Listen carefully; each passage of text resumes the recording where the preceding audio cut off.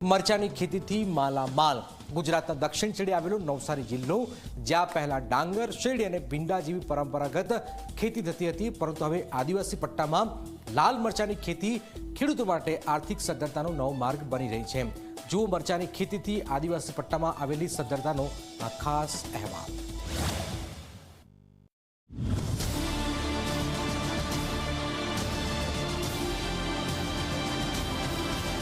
નવસારી જિલ્લાના ખેરગામ, ચીખલી અને ગાંધીગામ જેવા આદિવાસી વિસ્તારોમાં હવે મરચાની ખેતી તેજીથી ફેલાઈ રહી છે। ખેડૂતો દેશી મરચા સાથે સેમી, ઈગલ અને ગૌરી જાતની ખેતી કરી રહ્યા છે। ખેરગામ એપીએમસી સહિત રૂમલા અને તાપીના ડોલવણ જેવા સેન્ટરો હવે મરચાની ખરીદીના હબ બની ગયા છે। ખેરગામ એપીએમસીમાં રોજના 60 ટનથી વધુ મરચા ઠલવાય છે, જ્યારે રૂમલા ડોલવણ મળી રોજના 200 ટનથી વધુ મરચું મુંબઈ બજારમાં વહેંચે છે અને ત્યાંથી વિદેશમાં એક્સપોર્ટ થાય છે।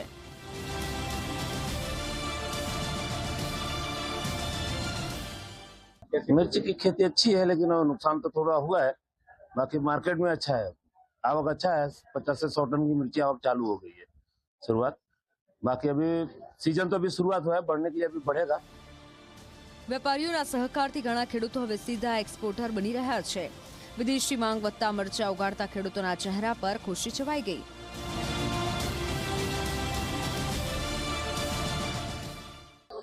મેં 10,000 મરચીના છોડ રોપેલા છે। અત્યારે મેં ભણવાનું ચાલુ કર્યું તો 20 મણ નીકળવા જોઈએ, એના બદલે 10 જ મણ નીકળ્યા અને ભાવમાં ઓછો ભાવ છે। અમને 1000ની નીચે ભાવ મળે તો પોસાય નહીં। આમાં કેટલી મહેનત થાય છે?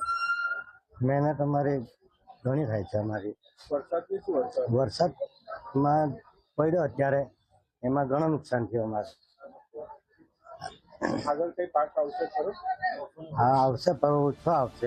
હાલ પડેલા પાછોતરા વરસાદથી ખેડૂતો ચિંતિત તો થયા હતા, પરંતુ હવે સ્વચ્છ વાતાવરણથી નુકસાનની ભીતિ ઘટી છે।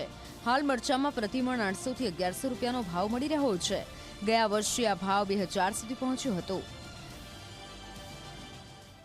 અને અમારે ખેરગામ માર્કેટ મરચામાં સારું એવું છે। અમારે ત્યાં દરેક તાપી જિલ્લામાંથી, આહવા ડાંગ જિલ્લામાં, ધરમપુર તાલુકો, વલસાડ જિલ્લો આવી જ જાય છે।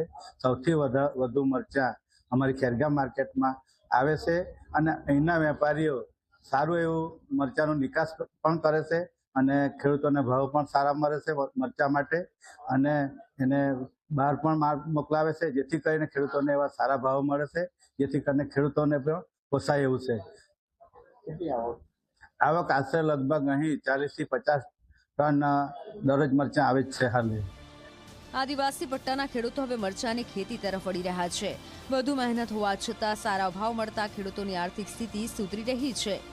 નવસારીના આદિવાસી પટ્ટામાં લાલ મરચાનો લાલ રંગ હવે માત્ર પાકનો નહીં, પરંતુ ખેડૂતોના સપનાઓને સાકારતા બની રહ્યો છે। ધવલ પારેખ, ઝી મીડિયા, નવસારી।